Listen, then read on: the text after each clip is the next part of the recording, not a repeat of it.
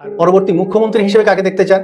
মমতা ব্যানার্জি নাকি অভিষেক বন্দ্যোপাধ্যায় বিকাশ রঞ্জন ভট্টাচার্য স্যারকে দেখতে চান? আমি চাই। আমার ব্যক্তিগত মতামত, যে পার্টির মতামত নয়, এটা সম্পূর্ণ আমার মতামত।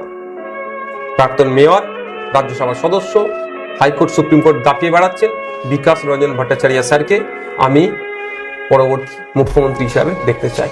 আমি আশা করব ওনার মতো ব্যক্তি যদি মুখ্যমন্ত্রীর চেয়ারে বসে, এই নোংরামি বন্ধ, সে যেই দলেরই করুক না কেন, উনি ছাল ছাড়িয়ে ফেলবে। আমি ওনার সাথে যতটুকু মিশেছি, যতটুকু কথা বলেছি, ওনার মধ্যে আমি কোনোদিন এইটা দেখিনি যে আমরা ওরা মনোভাব। চরম উনি সেকুলার মানুষ। আপনাদের জ্ঞাতার্থে বলে রাখি, আমার দর্শক বন্ধুদের জ্ঞাতার্থেও বলে রাখি, উনি কিন্তু জীবনে গরুর মাংস খায়নি। একদিনই উনি খেয়েছিলেন ধর্মতলায় দাঁড়িয়ে, তাও এই জন্যই যে গরুর মাংস কেউ খাচ্ছে বলে, গরুর গোশ খাচ্ছে বলে তাকে পিটিয়ে মারতে হবে, এই জন্য কিন্তু উনি দাঁড়িয়ে যারা পিটিয়ে মারতে সেই ধর্মান্ধদের বিরুদ্ধে।